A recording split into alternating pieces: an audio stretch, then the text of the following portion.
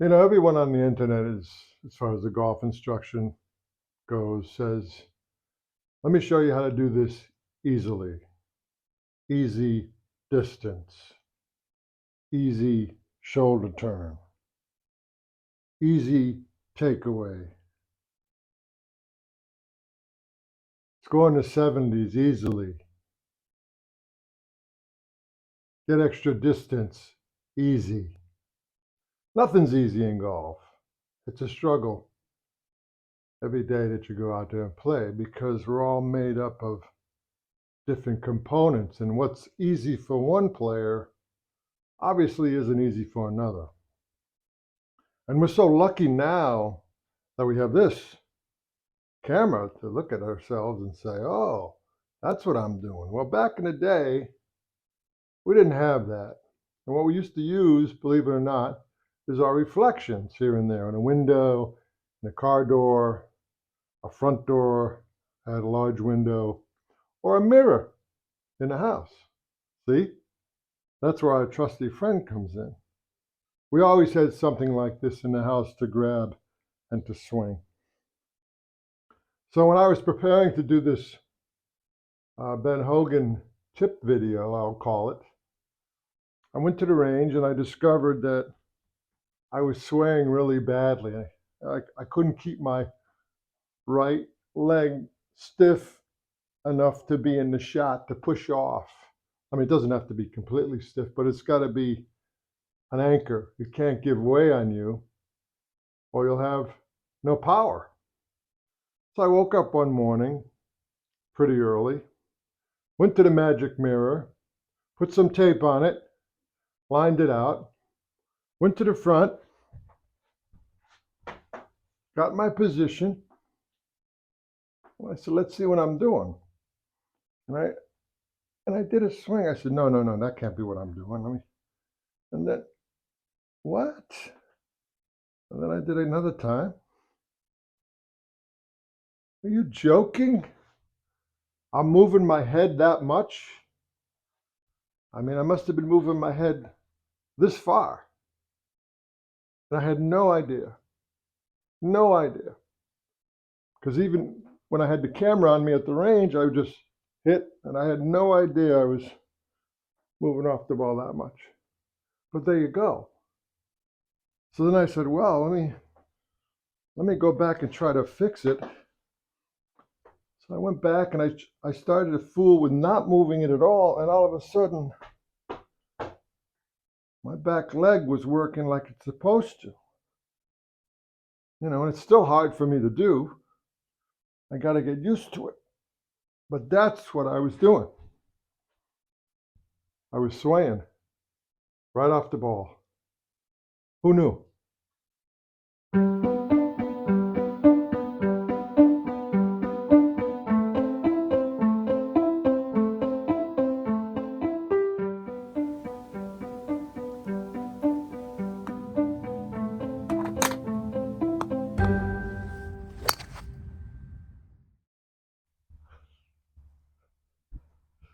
Okay, the last time I was here, we had a little problem with the back leg extension. I was buckling, if you remember. But I found out some information this morning, and we're going to work on it. We are going to work on it.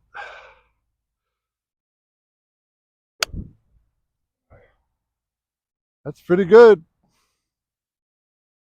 That's pretty good right there. I don't feel it buckling anymore.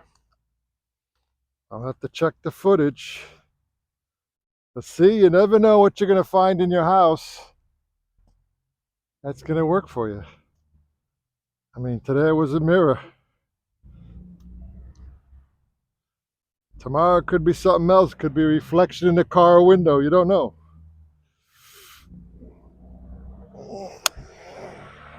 That's perfect. That's in the hole. Boy, am I happy. All right.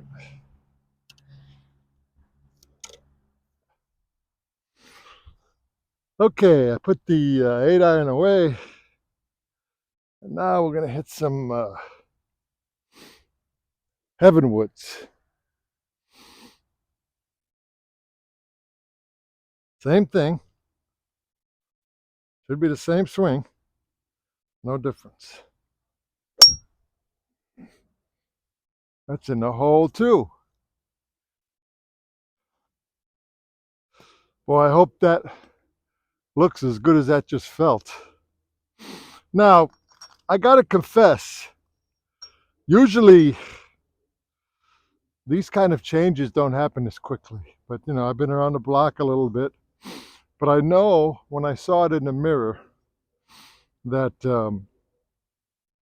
I said, wow, the head's coming off so much. And I thought I was coming off just a little, and whoa, it's coming off like, you can't do that, because how am I going to get it back there to the ball? I'd have to be Houdini.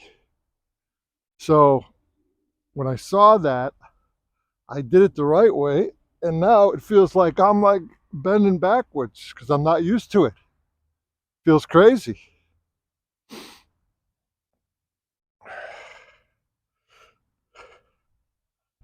Okay. Another one. Yeah. Just trying to keep one piece takeaway. With the head staying still.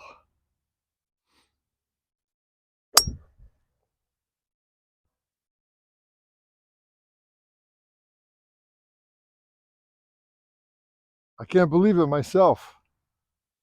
Usually it takes me a week thinking about it, formulating it. The reason I'm hitting him off a tee is because I'm taking baby steps.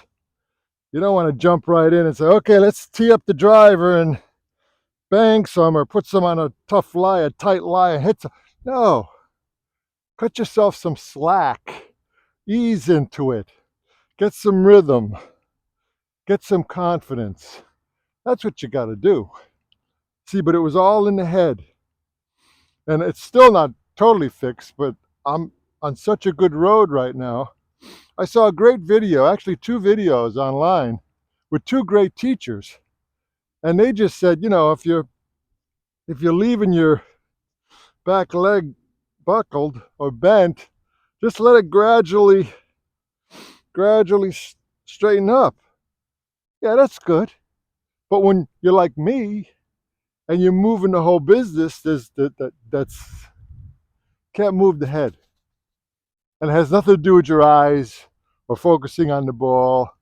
It only has to do with one thing, and that's your spine. You don't need the head. You don't need your eyes. I can close my eyes, I can hit this thing. You don't need them. Annika Sorenstam doesn't need it. She hits it like this. You don't need the head. But the head is an indicator of where your spine is at. So if you during the swing, you drop your head, you're dropping the whole spine, you're going to chunk it, hit it fat.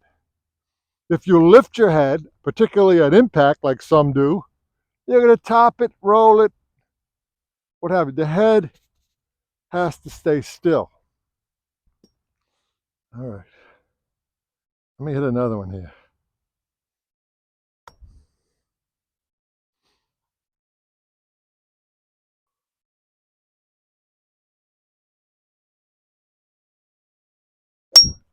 Oh, that was good, but I didn't know if, did it give? Did it give a little bit? I'll have to check the film.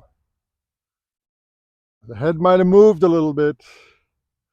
I'm trying to keep it dead still. I might have still moved it but I killed that. That was the best hit of the 3. And you know, as an adaptive golfer, you wonder, well, maybe that's the way I got to swing because of the way I'm put together, and that's just the way it is. No, not necessarily.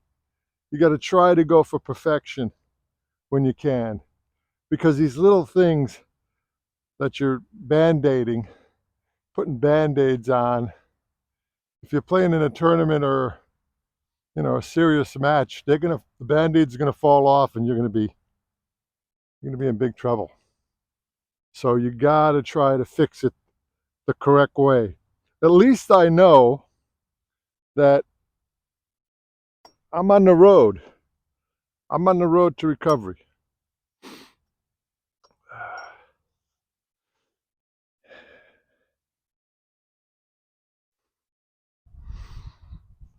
One more.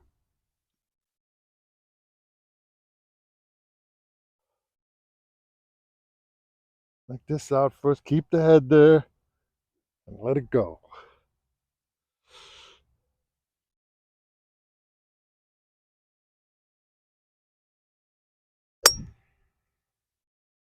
Felt it again. Hit it good. I'm hitting those about 185. I'm taking in consideration that it's 40 degrees and these balls are dead. So I'm hitting about 175 according to the signage, and I don't even know if the signage is correct. But I'm going to get 10 extra yards with a decent ball. They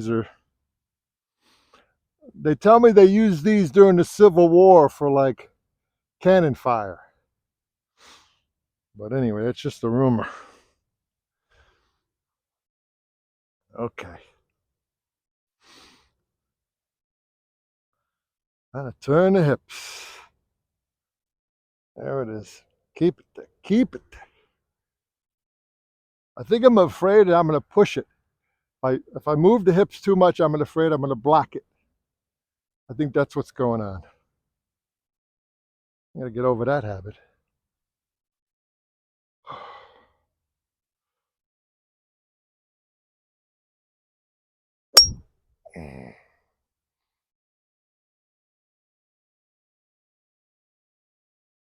Those are all very playable.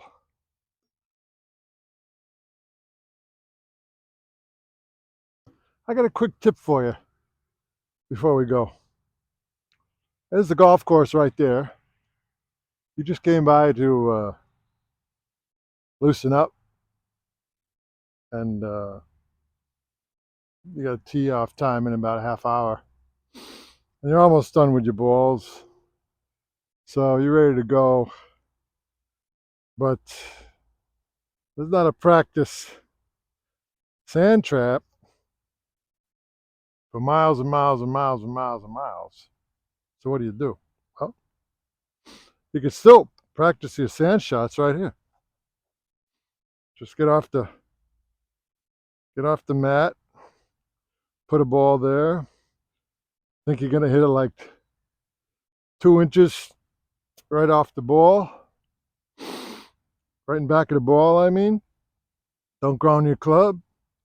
Get your grip. Okay. You practice.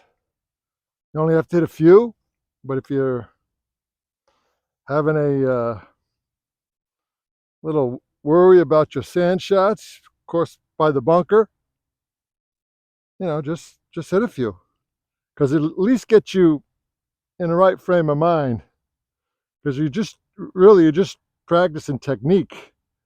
That's it.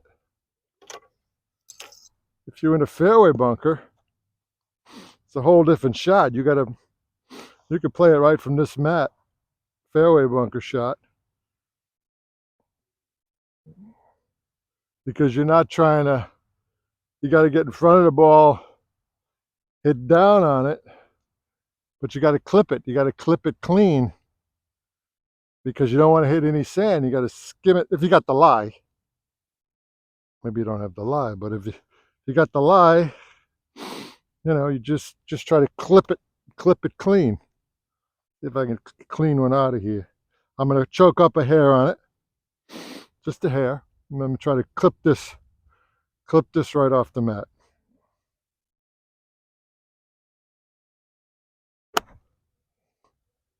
I chunked that a little bit. That wouldn't have been good. That's okay. You reload. Try it again.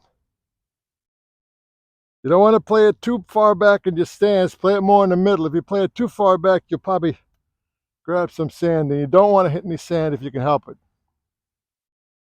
I mean, basically what you want to do in a fairway bunker with a mid-iron, you just want to hit good contact and move it as close to the green as you can, because you're in, usually you got a lip to deal with and all that. So there's a lot of variables here, but again, just stand a little further away. You don't want to hit down on it.